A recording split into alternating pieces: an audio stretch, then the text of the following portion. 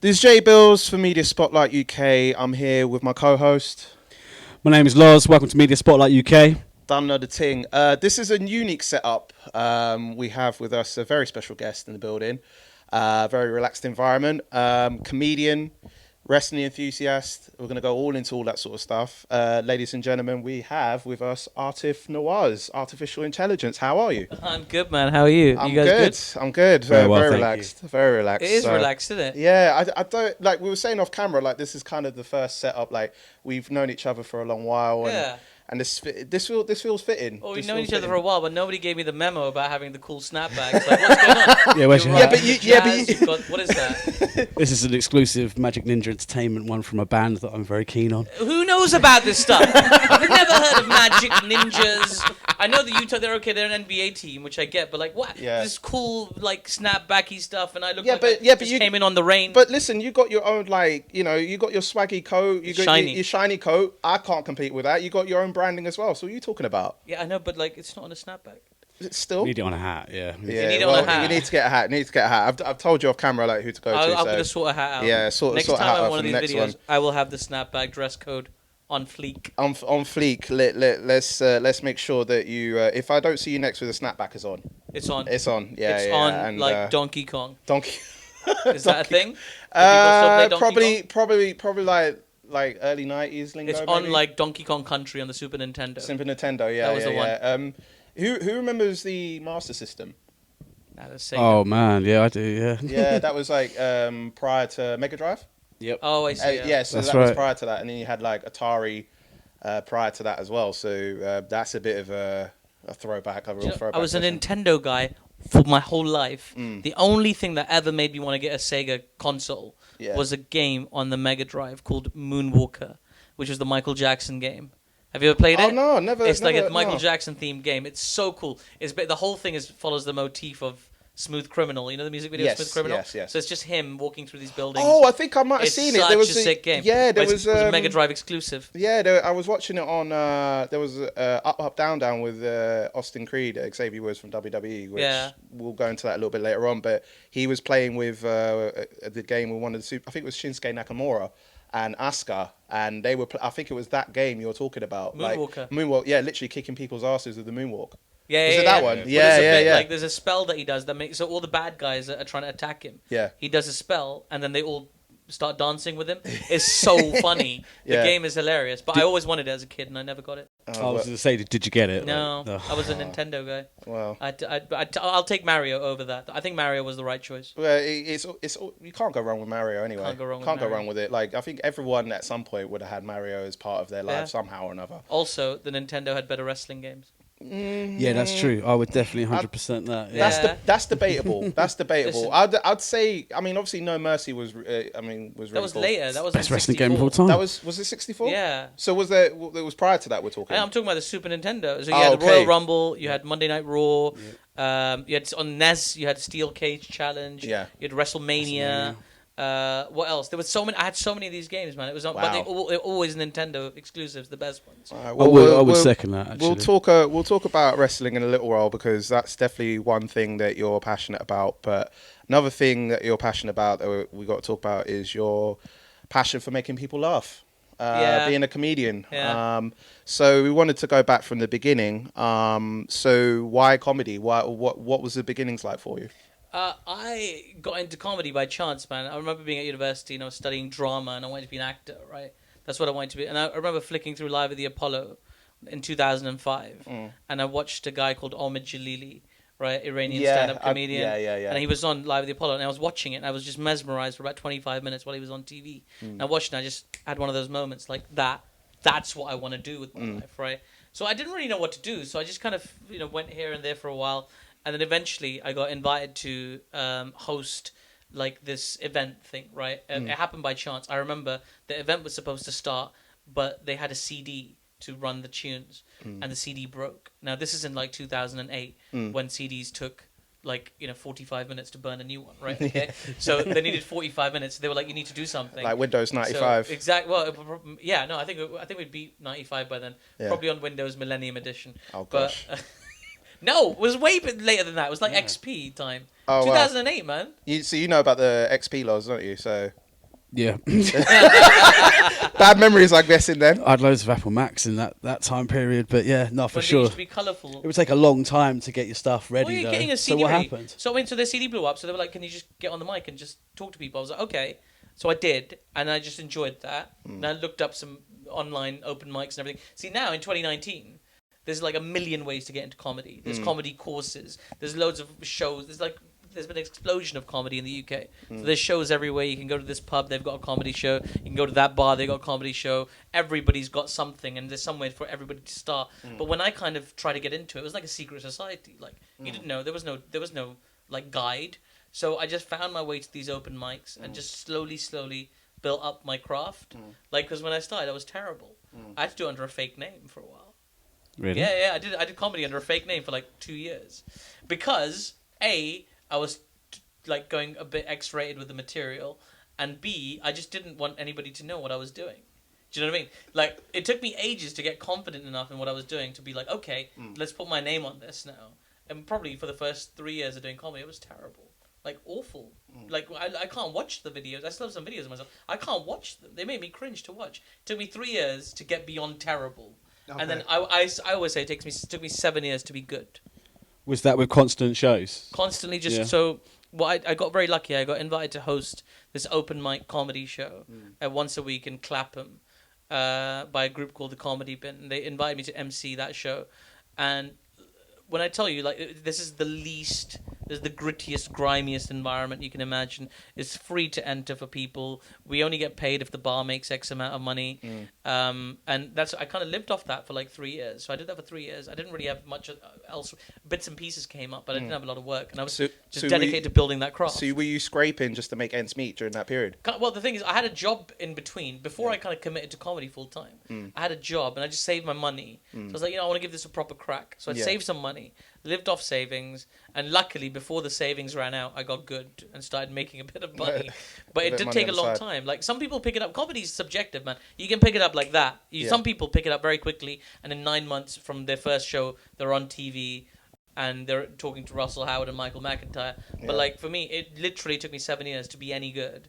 And that's why it took me... So between my first gig and my first 1 hour show, it was exactly 7 years it took me to build that. Wow. But once I got there, every subsequent hour-long show took me a year.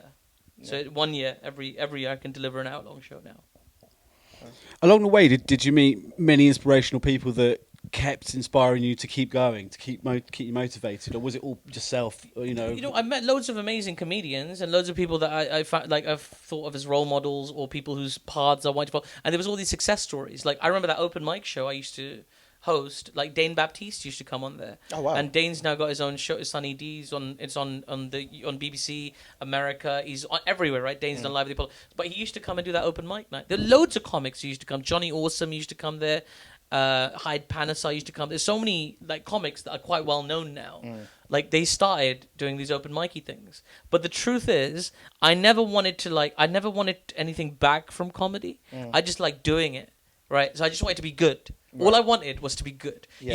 That should be your only motivation to do comedy. You want that perfection in your craft. Well, yeah, you just want to be good and you want to enjoy it. You don't get into comedy and think, okay, I'm going to do this so I can be a millionaire and I can have a massive house and loads of money and loads of fans and everybody loves me. And that's not the way to do it. That's not the reason to do it. Because if you want loads of money, and go do something else. Yeah. Comedy is hard work, and you can only persist through those hard times. Yeah. If you love it. You have to love it. 100%. That's in any craft that you do. You have to love it. Whether it's creative, whether it's, any job that you got yourself into. If you don't have the passion, then it's not really going to work out for you. Exactly, man. In them ones. So what I was going to go into, you just brought up a good point about grafting. Like, what's been like... I mean, obviously, everyone talks about the high points of their careers, and then like the most like successful. We're going to go into that in a minute. What would be, say, like the least favorite part of comedy in terms of, is it the grind? Is it the environments that you're in sometimes? Like, what is it that is the low points in your craft? I mean, I learned to love all of it, to be honest with you. But like initially, the admin is quite difficult Because there is a lot of rejection. Because if you want to play a big club in London, they're not just going to let you on, especially nowadays. Because there's a million especially options. because you've got open mics. Well, there's open mics. Open mics will usually, even for them nowadays, you got to spend a lot of time getting yourself on a list and waiting, and they'll only invite you back if they thought you were funny, or if you bring somebody with you. They have these bringer shows where you can only get on the lineup if you brought friends with you to the show. Like, there's so many things that you have to encounter. Yeah. But in the early days, I couldn't get. None of the big clubs would look at me. None of the big clubs would let me on. None of the big agents would look at me. A lot of the big agents still won't look at me. But like it's like that reject. You got to power through it. You got to power through because eventually they will let you on. Yeah. All you need is to take advantage of that one opportunity. You only get 1 or 2 chances at the big clubs. Lucky for me, when I got mine, I took them. Take the moment. Something. What was the line from Eminem? Like, lose yourself. Lose yourself in the music. In this case, lose yourself in comedy. Yeah, it was something like that. Yeah, something like that. Yeah, them ones. No spaghetti involved. I promise you.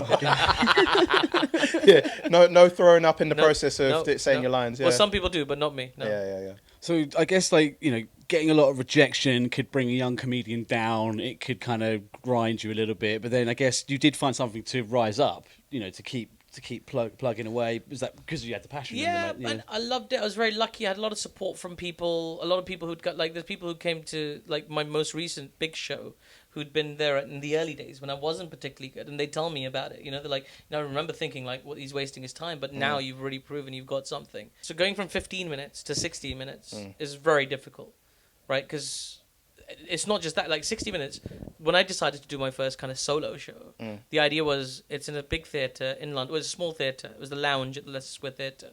70 seats. That's all I've got to sell. But it feels daunting at the time. Like, are 70 people going to want to come and see me? Who am I? Nobody's heard of me. I'm not on TV. I'm not one of these big comedians you see on TV all the time. I'm some new dude they've never heard of. Will people come just because I've got a catchy title and I'm in a nice venue? And I was lucky they did, and it was good. But that was one of the hardest things I've ever done, is to go from doing 15, maybe 20 minutes in a club and being comfortable with that to going, you know what, let's go big, let's tell a story, let's do 60 minutes. So yeah, we was talking off camera, Lozz, that there's been a lot of stuff that Aatif's achieved, like just give a rundown of to the audience, like what he's been doing, like you know, what are the achievements they've been making. What has he not done? There's quite a few. So yeah, we've been talking about the fact that you've done your West End shows. You did your first solo West End show, was one of the original places to start. Yeah, in 2013. Yeah, sweet. Yeah. And then you went into the Edinburgh Fringe Festival. Yeah. So the idea of that, was that to push yourself creatively, or was that to push yourself to get your name out there, or both? Edinburgh is huge, right? So I didn't really know I didn't know the significance of Edinburgh the first time I went, because I just had a show. After I did that first show, I wrote my second show very quickly, and it was more catchy. So I did 12 dates. So I beg your pardon, 11 dates in the West End with that show, in small rooms, again, 60, 70 seaters. And after they all sold out, I was like, okay, I'm onto something here. And somebody said to me, why don't you take it to Edinburgh? I was like, what the hell's Edinburgh? So I looked it up. Like, the Edinburgh Fringe Festival is like the world's biggest performing arts festival. You didn't know where Edinburgh is? You had no idea? I had an idea. I know it's in Pakistan, right? I know it's in India, okay? I know it's in India. It's fine. Right, I know where Edinburgh is. Yeah. So I heard about the Fringe Festival, and I was like, okay, like, this is gonna be a good showcase for me. But it's daunting, because there's like thousands of shows on at the same time. It's really busy. There's 8 million people from all over the world coming to watch shows. So I thought, okay, this is a new experience. So the second show that I'd written, that had been tried and tested in the West End, I took it to Edinburgh, and that was Muslims Do It 5 Times a Day. That came out at a time when, you know, everybody was talking about Islamophobia. It was off the back of all the things that were happening in the country. It was topical, and I like to think it was really funny. Yeah. Audiences loved it. All of a sudden, all the clubs wanted to talk to me, all the agents wanted to talk to me. That show just changed my life, really. Going to Edinburgh with that show, it changed everything. And after that, I never, ever, ever skipped Edinburgh again. Yeah, because you've been doing Edinburgh Fringe for about 4 or 5 years now. I've done 4 years consecutively. Are you doing it this year? This year I'm taking a break, only because I've got some TV stuff to do this year. So that's exciting. So I'm going to take a little break. Some exciting stuff. Yeah. Cool. And you've been also doing some radio as well. Yeah. So I got a gig last year on BBC Radio 5 Live, where I do a cricket themed show once a week. It's called the Dusra, which is the name of a ball in cricket, like a particular kind of ball. and it's got a focus on like South Asian cricket. And I've always loved cricket. Like cricket and wrestling are the two things outside of stand-up comedy I really like. We'll go to that in a little while. Yeah. So I mean, getting that radio show was wicked, and it was nice like to be in that BBC building. Like I remember in the early days, in 2010 was the first time I was invited to be on a radio show in the BBC, and I was like, oh, I was so excited. I think I kept the security badge you're supposed to give back at the end, right? Because I was like, oh, I'm so hyped. I'm gonna be in the BBC building, right? And then like years later to have my own show on the BBC that comes up on BBC Sounds and iPlayer and all that kind of stuff. Amazing. That was like, it was a nice feeling. Amazing. Did you make connections from the radio to help you with movements with comedy through BBC? You know what? That would have been a good idea. I should have done that. Doors never closed. Don't worry. Doors never closed. I know. I didn't. I treated them very differently. Like I compartmentalized my life because I've done TV presenting. Yeah. I've done some acting. I've done radio presenting. But I always think of myself as a stand-up comic. You know what I mean? I'm a comic who does So stuff that's the that he main enjoys. title, and then everything else follows up with Everything it. else is just a bit of fun to me, to be bit honest of- with you. yeah. Man, I just like because it's like this is what I am. This is what I do. I'm a stand-up comedian. That's what I am. Like that. If you look me up or whatever, the first thing that will ever come up anywhere is he's a stand-up comedian. That's the only thing I want to be known as. Everything else I do for fun. Yeah. The beauty about being self-employed and being able to choose this life is that you can do all the things that you want within reason. You know, you can do all the things that you want. So if an opportunity comes up to, you know, be in a backstage position in a wrestling show like you took me to, or to We'll go be to that in a bit as well. to be backstage in behind the scenes in a cricket environment, to be in a TV studio, to be in a commercial, like what all these opportunities, they sound like fun. So that's like they're And the it adds to perks. the element of building up your career even further. Well, I guess so. I suppose it has a knock-on effect in terms of you have a bigger profile, more people Yeah. know who you are, your name value, your Instagram followers, and all that nonsense. But like ultimately, no, I mean not to say my Instagram followers are nonsense. Thank you so much for following me and keep following me and make everybody Follow in the family Aatif follow me. Nawaz on Instagram and Yeah. Twitter. Do it, but make sure you spell my name right because there's another Aatif Nawaz with one A and he's getting a lot of followers and it's worrying. Off your back, Off yeah. the back of me. Oh. And he doesn't like it when people ask him for jokes. So anyway, I this is it, right?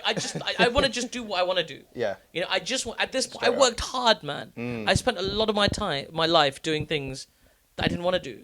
And like now I'm in a position where I can spend time doing whatever I want to do. If I want to hang out with my friends, or if I want to go and record an interview, if I want to go and see a show or be in a show or learn a new skill or learn a new language or go to Japan, Yeah, I can yeah, do yeah. it You can do all that. as long as, you know, within reason. Yeah, Like, of I course. don't have like absurd amounts of money, but I have enough to support the lifestyle that I'm happy with, and for that, grateful. Damn. Nice. So bringing things into now, you've just come off the back of a fresh tour. Yeah. 5 dates. Yes. 1 in Europe, 2 in Europe, 3 in Europe. Was So it? one official date two official dates in Europe, and then 5 in the UK. So this is the first time I did a national tour by myself. Wow. So I've been on 3 national tours before, Amazing. but that was with a whole lineup of comedians. This is the first time in 2019 that I did my own solo national tour. Was it with in London and Birmingham? London, Birmingham, Edinburgh, Glasgow, Newcastle. Yeah. So, and 4 of the 5 shows sold out. And Nice. the only one that didn't was in a humongous room that I didn't expect to sell out. But you were there. It was good, fun. I was there indeed. It was very good. Joel was there Yeah, as well. I heard Yeah. good reviews about that. In Leicester Square Theatre. So, I mean, Yeah. that was great. That's where it started for me. You know, it started for me at Leicester Square Theatre in the small room. Oh, was that the first show you did? The first show I did was in the small room at that venue. Okay. And then the show you guys saw was in the big room at the same venue. Wow. So that's basically going twofold, because literally your first show was there in a smaller room, and then you come back in your own show, not even headline show, on your own show, Yeah. in the same venue Yeah. where it's come full circle. It does. It kind of does feel full circle. It would have been amazing if I'd filled it, but that was hard because it's hard. Nobody fills it, annoyingly, anymore. But I was just, it was a really cool feeling because I filled the Glee Club in Birmingham, which is a huge room, and we filmed the show there as well. I did it in Malta in Europe, right? I mean, it's not a particularly, like, it's not a comedy hotspot or anything, Malta. How But did they receive you in Malta? it was wicked, man. Yeah. So there's a company called Maltese Funny Business, and the guy who runs it, Paul, he saw me in London, and he said to me, "Hey, why don't you come out to Malta and do a gig?" I'm like, "Did you say Malta?" He's like, "Yeah, Malta." I'm like, "Is there a gig in Malta?" He's like, "Yeah, there's a gig in Malta. It's my gig. Come do it." So Okay. I went in January last year. Yeah. And like everybody really liked it. They liked it a lot, so they asked me to come back in February, a month later, which felt soon, but I was like, okay. And again, they liked it. And the promoter liked it so much, he said, when are you doing your next hour show? Well, he wanted me to do my old hour show in Malta. And I said, I tell you what, why don't I bring my new show here? And he said, cool, well, let's do that. And then we filmed it.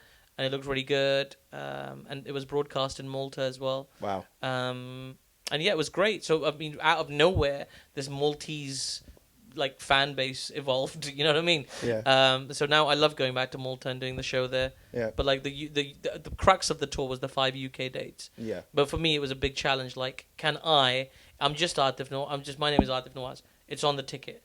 It's on the posters. But that's it. And you can see the reviews. So I've got some really nice reviews from like magazines and newspapers and stuff, right? But still. And occasionally I get to do bits of TV. I did Sunday Morning Live on the BBC. I did Newsnight. I've done a few bits and pieces. But I'm not a regular fixture on TV. Were you allowed to plug it? No. Okay. I didn't really plug it in any of those places. Okay. I tell you where I plugged my show. On social media, on Facebook and Instagram. Okay. And you know, God bless all the people that Again, supported follow it. Aatif Nawaz Yeah. on Instagram, AATIFNAWAZ. Make sure you do that. Thank you. And do it on all of them. Do it on Instagram, Facebook, Snapchat, LinkedIn as well. It's very good in case I need a job at some point. You know, MySpace, I've probably still got one somewhere. Find it. Bebo, is Bebo Gosh, still a thing? MySpace. I don't know. No, I don't know. No, I'm just. Yeah. But the thing is, like, I mean, people that like me, I'm very lucky.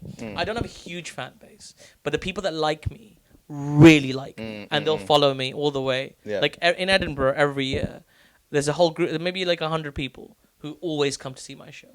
Like regardless, every year my name, it's on their must-watch list. They'll find my show, they'll come and watch it, and it's hard. In Edinburgh, we're talking about thousands of shows. If you look at the Edinburgh Fringe guide, it looks like the Yellow Pages. It's huge, right? So, and every show is a little block like that. So. Even if you wanted to find somebody, it's hard to find them. Yeah. But to have like a group of people who love your work so much that they'll seek you out and come and see what you got this year, like that's the biggest motivator in the world. Because you know there's people waiting. Write something solid that they're going to enjoy. So every year you write a new show and you do it. Now I usually do like a one-off blow-off show in London. Which you'll remember, you came to Artificial I remember. Intelligence. I remember that. Right? So when I did I did this one, Artificial Yes, Intelligence. you actually right? took that shirt as well. Yeah. And a lot of digs you did at a lot of people, man. I And do, I know. I'm glad I wasn't the one that was chosen to be digged, because I would have just slapped you. No, I'm joking. But no, I mean, it was a good turnout, and you know, everyone that was in that room, I didn't hear one complaint about, you know, your set. So you know, it was like, quite positive. That's what I do, man. So usually I'll do this run in Edinburgh, and then I'll do more dates in London, but just London. Okay. So this year it was like I really had to think about it. Am I sure if I go to Birmingham, people will come? Yeah. And they did. Am I sure if I go to Newcastle, people will come? Yeah. They did. Edinburgh, I was confident because you know I had the backing of the Stand Comedy Club, and Glasgow the same. But like just to put that faith in something, to kind of roll the dice and see where does it land, and for it to land in your favor, it's incredible. It's pretty special. Incredible feeling. Did you have any assistance with marketing, or was it all your own socials? I'll be honest with you, man. A lot of people shared it for me, Good. like on Instagram. Nice. Like a lot of people shared the link and reposted it on Instagram stories, or you know, but I never asked anybody. I never do this thing which I hate when people do on Facebook, where they tag you and stuff that's got nothing to do with you. Oh yeah. Because even if I was gonna go, I will not go because you tagged me in some nonsense, right? If this is tagging etiquette, people, don't tag people in your nonsense. Nobody gives a I'm trying not to swear. Am I not swear? Say what the f you want. Nobody gives a shit about your nonsense. It's nonsense. Nobody gives a shit. Have the balls to make your own brand, to build your own following, and plug your own thing. Don't try and piggyback on somebody people else's. using your name. Yeah. Well, the thing is, like, I have timeline review, so it's fine. Like, it's not like it's going to end up on my timeline. But it takes ages to clear all those things. It's just laziness. Did you think about all the millions of people you could spam with your own one if you'd have done that? The thing is that the reason I wouldn't do that is because I've been on the receiving end. Okay. I think it wouldn't makes work in your favour. I think it makes you less likely to want to support somebody when somebody imposes that on you. If somebody messaged me and said, "Listen, Aatif, I've got a thing. I desperately want you to promote it. Would you mind?" 100%, man. Yeah, that's etiquette. 100%. Yeah. I will. But when they just tag you and stuff, that's got nothing to do with you. It's like an expectancy. It's like what's the word I'm looking for? It's like entitlement. It's like an entitlement, expectancy. Yeah. The thing is, man. Now I'm almost at the zero tolerance point. So I had like nearly 5,000 friends on Facebook. I'm down to like just over 4,000 now because I'm just removing people when So they it's tag like me and stuff. zero tolerance, zero. Zero F's given. Yeah. Sweet. Zero F's given. That should be a tune, man. Zero F's given. Zero F's given. Zero F's given. Yeah. Zero F's given. I don't know what. You know, you could do that as part of your set. Maybe. Maybe have a little rap off. Zero say, F's I used zero to do F's this. given. I used to do this thing about rap music in my set. Oh, There was really? Tupac because I taught myself how to rap this Tupac song, and yeah, I did, and Okay. I used to do it in my set as like a defense thing. So it was like being caught up in like a gang situation, but being from like a middle class posh environment. Right? And, like, what do you do? What could you possibly do in that environment? Do you drop some Tupac bars? Yeah, hit me with the bars. You want me to hit you with the bars? Yeah, hit me with the bars. I'll Yeah, definitely. Seriously? Yeah, hit me with the bars. What were they? Okay, it was from the song "Do for Love." Oh, How does it go? It goes, I should have seen you as trouble right from the start. Taught me so many lessons, how not to mess with broken hearts. So many questions. When this began, we was the perfect match. Perhaps we had some problems, but we working at it. And now the arguments are getting loud. I want to stay, but I can help them walking out. Throw this away. Just take my hand and understand. If you could see, I never planned to be a man. It just wasn't me. But now I'm searching for commitment in other arms. I want to shelter you from harm. Don't be alarmed. Your attitude was the cause. You got me stressing. Soon as I open up the door with the jealous questions, like where can I be? You're killing me with your jealousy. And my ambitions to be free. I can't breathe. Cause soon as I leave, it's like a trap. I hear you calling me to come back. I'm a sucker for love. What you would do? If you live for love. But you try everything. yeah, that's not bad. Well, Very good. That's right, So isn't it? what would happen is you drop that and then everything would Well, go they'll back be to like, normal. This guy's alright. Oh, Yeah, sweet. he's all right. Let me buy him a snapback. Let me buy him a designer snapback. You can keep your phone. Your Tupac rhymes were great. We talked about all the stuff you've been doing. So what are we looking forward for 2019 and 2020 for you? For me personally, I mean, I've finished the national tour, so that was a big thing. It's a big weight off my mind. So I did a tour in December, tour in January. I'm taking a break at the moment, working out what my next move is because I will come back with another stand-up comedy show, but I need a bit more time. For the last 4 years, I've delivered a new show every single year. This time, I'm going to take 2 years and come back with something maybe that reflects a little bit more about my personal circumstances, but. For now, I'm going to concentrate on the TV opportunities I've got in front of me. I'm going to concentrate on my radio show. I'll keep hitting the clubs, so if you want to see me do comedy, you'll find me in the clubs. And that will continue. But other than that, I think there's a few projects I want to work on this year. But at the back of everything else, in the background, in the back end of the processor, I'm writing away on the next show. And that will hopefully debut, fingers crossed, Edinburgh 2020. Nice. That's the plan. Nice. And tell them where they can find you and social media wise. Social media wise, at Aatif Nawaz on everything. I've got the same thing on everything. You can find us on Media Spotlight UK on Instagram, Facebook, Twitter. If you want to subscribe to the channel, everything's down below. YouTube.com/The Media Spotlight UK. All of us have been featured, and if you like what you see and you want to see more of this stuff, then write in the comments what you want to see more of, and Can we'll I probably say? do more. Can I say that thing that everyone says? Go on. Smash that like button. Smash that bell, smash that button, and turn the notifications on My so you favourite don't thing. miss a video. You don't miss any video that you see on the channel. All the And- content coming straight to you guys. Whatever you guys need, Media Spotlight UK got it for you. Done now. So I don't endorse this smash the button thing. Yeah, but everybody says it. everyone says it. It's not peng. Okay, so how would you say it then? I'll let you close this out. There's a button on your YouTube which you click. It's in the shape of a bell icon. Click that. Exactly. There you go. Do what Aatif has just That's told better. That's Yeah? better. Don't That's- smash things. Don't break things unlawfully. you. Don't go out there and cause a nuisance Okay. for the Fair public. enough. Fair enough. So this has been Jay Billz, Lozz. Aatif Nawaz. and thank you for being here today. It's my And pleasure, we're out, and catch us on the next run.